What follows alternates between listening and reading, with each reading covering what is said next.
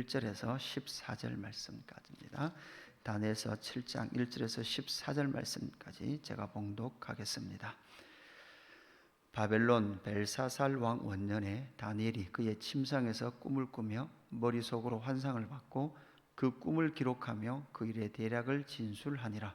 다니엘이 진술하여 이르되 내가 밤에 환상을 보았는데 하늘에 내 바람이 큰 바다로 몰려 불더니 큰 짐승 넷이 바다에서 나왔는데 그 모양이 각각 다르더라.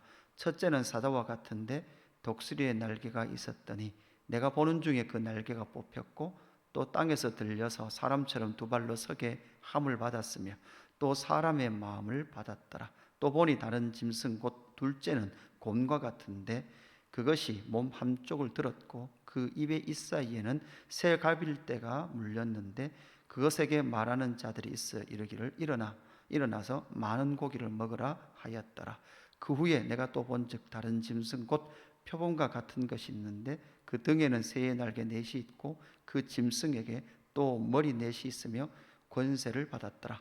내가 밤 환상 가운데 그 다음에 본 넷째 짐승은 무섭고 놀라우며 또 매우 강하며 또 새로 된 큰 이가 있어서 먹고 부서뜨리고 그 나머지는 발로 밟았으며 이 짐승은 전에 모든 짐승과 다르고 또 10뿔이 있더라. 내가 그 뿔을 유심히 보는 중에 다른 작은 뿔이 그 사이에서 나더니 첫 번째 뿔 중에 셋이 그 앞에서 뿌리까지 뽑혔고 이 작은 뿔에는 사람의 눈 같은 눈들이 있고 또 입이 있어 큰 말을 하였더라. 내가 보니 왕자가 놓이고 옛적부터 항상 계신 이가 좌정하셨는데 그의 옷은 희기가 눈 같고 그의 머리털은 깨끗한 양의 털 같고 그의 보좌는 불꽃이요 그의 바퀴는 타오르는 불이며 불이 강처럼 흘러 그의 앞에서 나오며 그를 섬기는 자는 천천히요 그의 앞에서 못 서선다는 만만이며 심판을 베푸는데 책들이 펴 놓였더라. 그때 내가 작은 뿔이 말하는 큰 목소리로 말미암아 주목하여 보는 사이에 짐승이 죽임을 당하였고 그의 시체가 상한 바 되어 타오르는 불에 던져졌으며 그 남은 짐승은 그들의 권세를 빼앗겼으나 그 생명은 보존되어 정한 시기가 이르기를 기다리게 되었더라. 내가 또 밤 환상 중에 보니 인자 같은 이가 하늘 구름을 타고 와서 옛적부터 항상 계신 이에게 나아가 그 앞으로 인도되매 그에게 권세와 영광과 나라를 주고 모든 백성과 나라들과 다른 언어를 말하는 모든 자들이 그를 섬기게 하였으니 그의 권세는 소멸되지 아니하는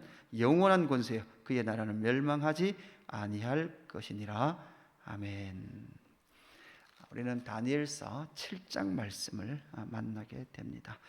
바벨론 포로로 잡혀간 채로 80년 시간을 살아갔던 다니엘.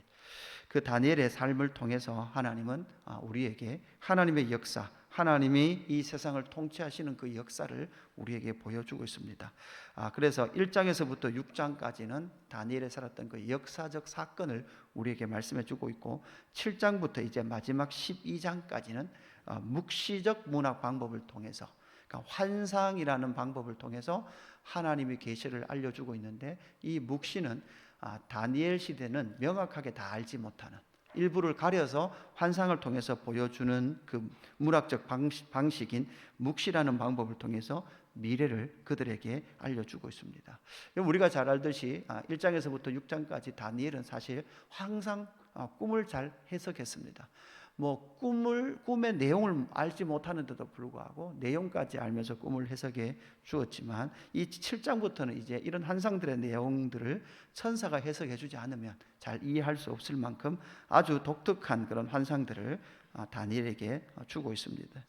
미래에 일어날 일이다 우리가 그렇게 분명히 다니엘은 이 말씀을 받습니다. 그러나 중요한 것은 하나님께서 미래의 일을 알려주시죠. 그러나 그 미래의 일은 오늘의 삶을 어떻게 살 것인가에 관한 것을 알려주시기 위하여 미래의 일을 알려줍니다. 오늘이 없는 미래는 없습니다. 또한 미래가 없는 오늘도 없겠죠. 이것처럼 오늘의 삶을 미래에 일어날 일들을 보여주며 오늘의 그 삶을 어떻게 신실하게 살아낼 것인가에 관한 문제를 우리에게 다뤄주고 있는 것이죠. 이 계시가 이 환상이 이 묵시가 다니엘에게 임했다라는 것 역시도 마찬가지죠. 그 시대를 신실하게 살았던 믿음으로 살아냈던 다니엘에게 이 환상 앞으로 일어날 일들에 대해서 우리에게 알려주고 있는 거죠.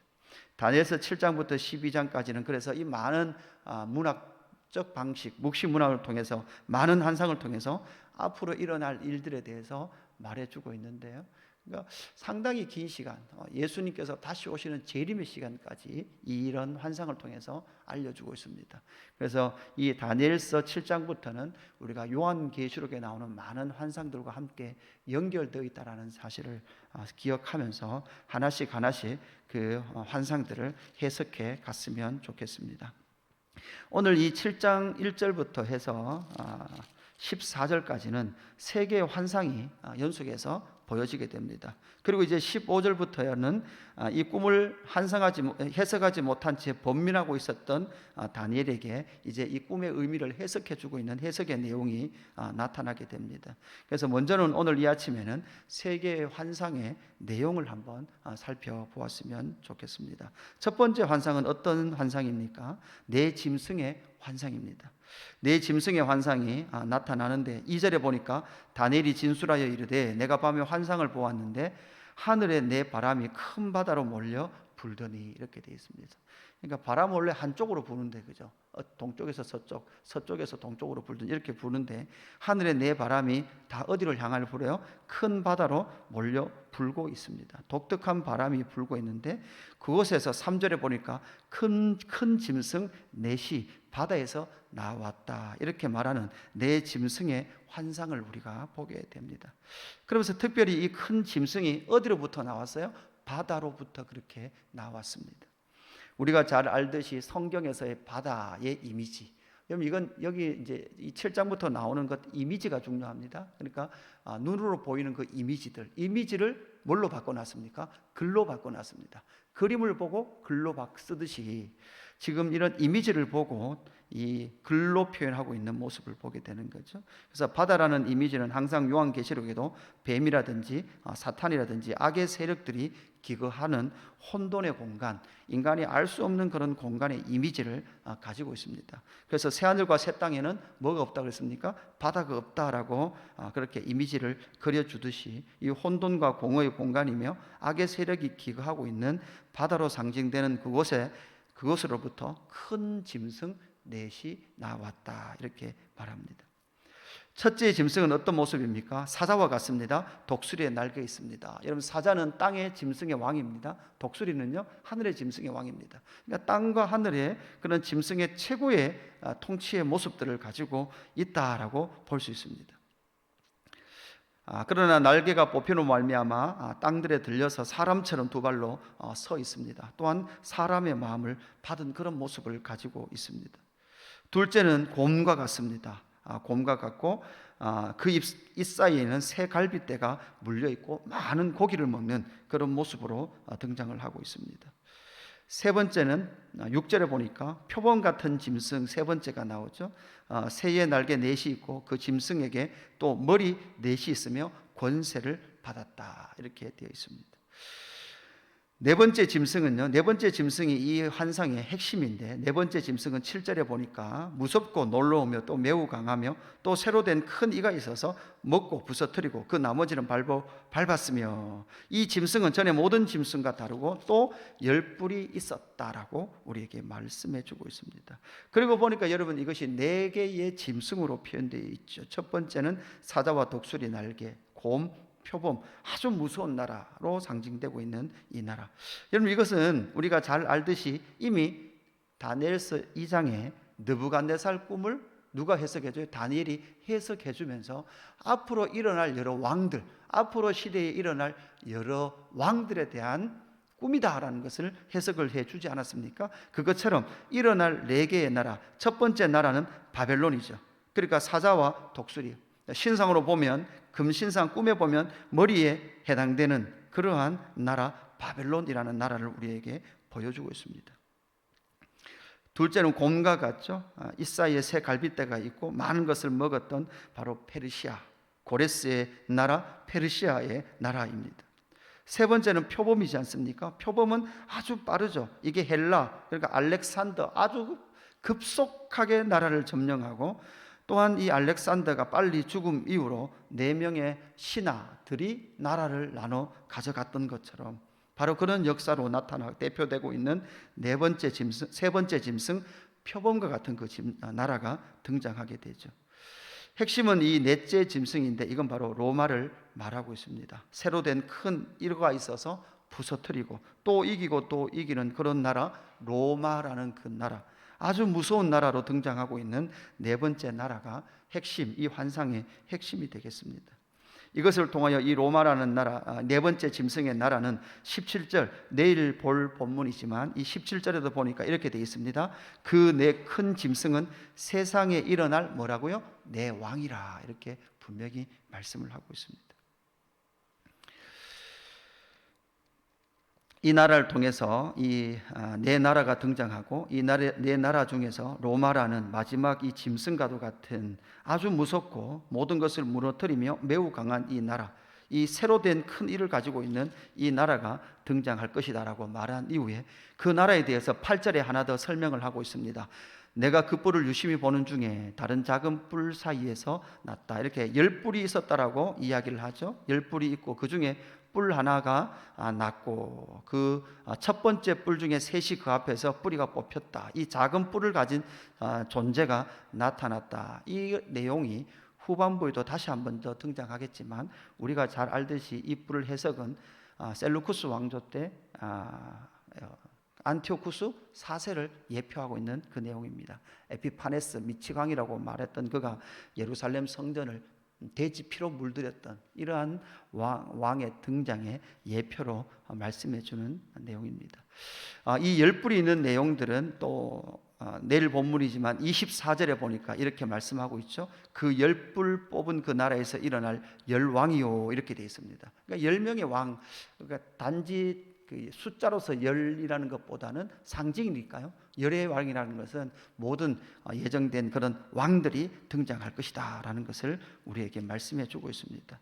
그래서 7장 1절에서부터 8절까지 나타나는 것은 우리가 잘 알듯이 2장에 나타났던 느부갓네살의 꿈을 해석해 주면서 다니엘을 통해서 하나님께서는 내 나라가 앞으로 등장할 것이다. 그 내 나라는 어떤 역사입니까? 발전하는 역사입니까? 아닙니다. 멸망해 가는 역사입니다.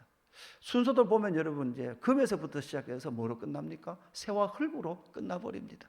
재료로도 봐도 힘은 강한 것 같지만 하나님 앞에서나 어떤 것으로 보아도 그 나라는 멸망의 역사로 향해 달려간다라는 것을 우리가 볼 수 있습니다. 9절부터 12절로 나타나는 두 번째 환상은 어떤 환상입니까?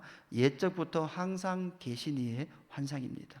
9절에 보니까 내가 보니 왕자가 놓이고 옛적부터 항상 계신 이가 좌정하셨는데, 지금 보십시오. 앞에서 내 나라 왕들의 이야기를 합니다. 그러나 9절에 보니까 왕자가 놓이고 옛적부터 항상 계신 이가 좌정하셨는데 이렇게 말씀하고 있습니다. 그러니까 이 네 왕들의 이 제국의 역사 외에 왕자가 하나 있고 왕의 자리가 하나 있는 거죠. 그 중에 이 왕은 옛적부터 항상 계신 이에요. 이 말은 영원한 통치자예요. 그뿐만 아니라 계속 왕자에 좌정해 있다는 것은 여러분 통치를 잘 하니까 영원부터 지금까지 뭐하고 계신 거예요? 통치하고 계신 거예요. 그러니까 영원한 통치자요, 완전한 통치자이신 그분이 보좌에 앉아 계신다라는 것을 우리에게 말씀해 주고 있습니다. 그러면서 그 모습은 꼭 이사야 선지자가 보았던 천상의 여호와의 영광의 빛처럼 그렇게 등장하고 있습니다. 그 모습이 10절 끝에 보니까 심판을 베푸시는 분이시며 심판을 베푸는데 책들이 펴 놓여 있습니다. 그 가운데 어떤 일이 일어납니까? 11절 후반절에 보니까 그의 시체가 상한바되어, 그가 10절 후반절에 보니까 짐승이 죽임을 당하고 그의 시체가 상한바되어 타오르는 불에 던져졌으며 그 남은 짐승들은 그의 권세가 빼앗겼으나 그 생명은 보존되어 정한 시기가 이르기를 기다리게 되었더라, 이렇게 말합니다. 그러니까 불에 던져졌지만 남은 그 일부의 짐승들은 권세가 빼앗겼으나 그 생명이 보존된 채로 정한 시기, 어떤 시기가 남겨진 채로 이제 최종 심판을 기다리고 있는 그 상태로 우리에게 그려지고 있습니다. 그러니까 왕자가 있고 그 왕자에 항상 옛적부터 항상 앉아 계신 이가 있는데 그 심판대 위에는 책들이 놓여 있고, 또한 그런 왕들은 심판을 받고 많은 죽음은 당했지만 권세를 빼앗겼지만 그 생명이 보존된 채로 그 짐승들이 정한 시기를 기다리고 있는 그런 모습을 가지고 있습니다. 이런 모습이 있는 상태에서 이제 마지막 13절과 14절에 세 번째 환상이 등장하죠. 내가 또 밤 환상 중에 보니 누가 등장합니까? 인자 같은 이가 하늘 구름을 타고 와서, 이렇게 말합니다.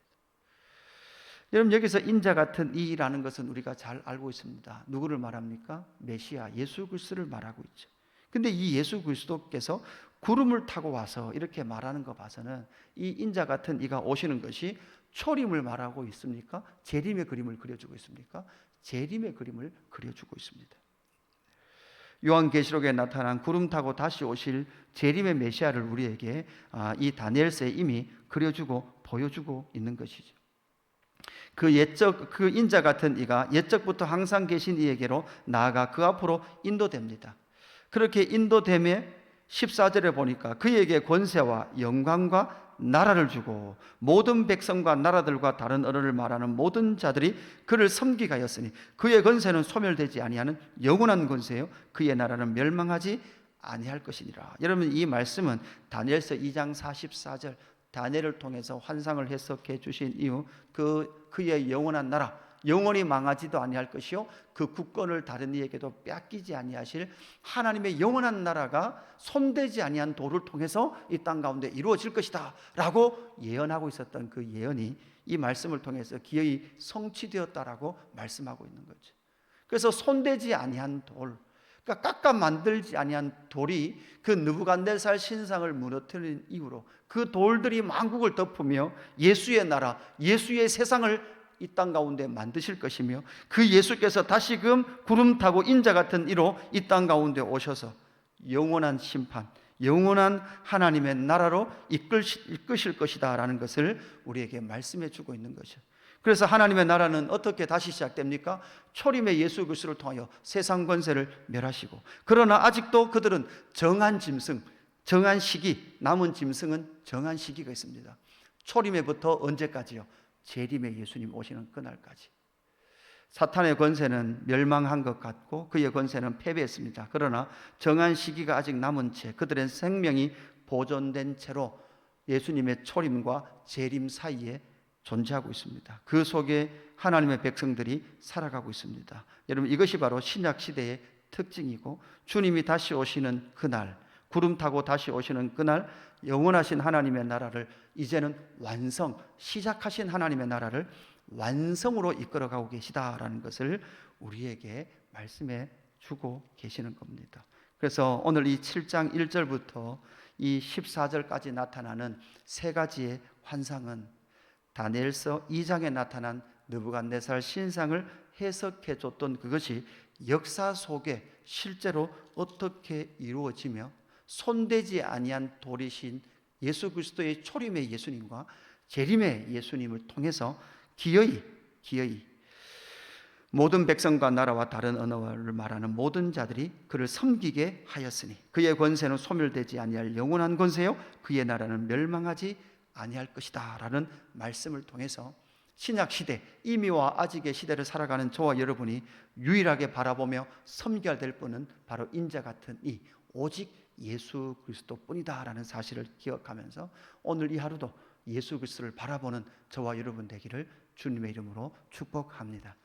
그래서 오늘 이 하루 예수 그리스도를 기대하고 또한 예수 그리스도와 동행하는 저와 여러분의 삶이 되기를 주님의 이름으로 축복합니다.